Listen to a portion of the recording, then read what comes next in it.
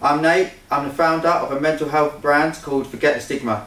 So a bit about me, I've always been into mental health. I've obviously got a diagnosis of ADHD. Very early on I learned of the injustice, shall I say, and the stigmas attached to certain diagnoses. You know, the old ADHD, the naughty kids, and you know, when I got diagnosed with it, you got told even by the psychiatrist, it's something that, you know, you'll grow out of. It's just a little, you got too much energy, you just need to burn it out.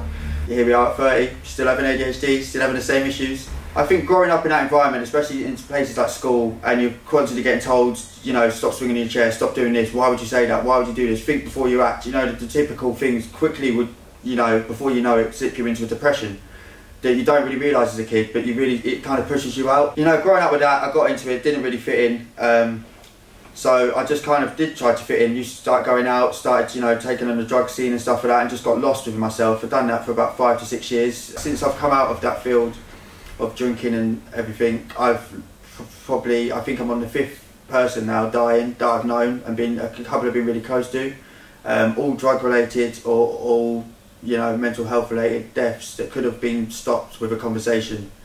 So it got me thinking, and here we are, about Forget the Stigma.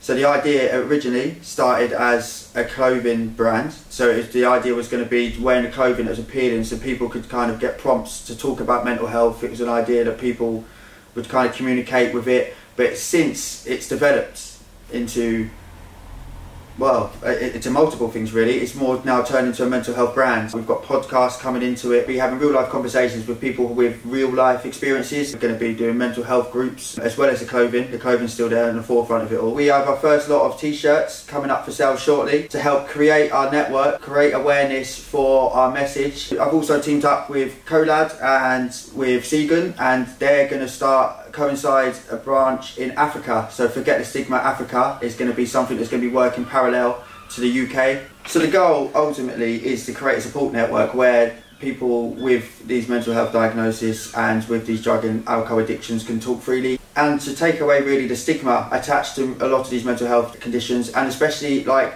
for men, for just the stigma attached to even talking about these mental health conditions. So it's just really setting up that kind of platform in all kind of areas as much as we can really, to help and get involved in as many mental health organisations and opportunities as we can to further offer experience for anyone.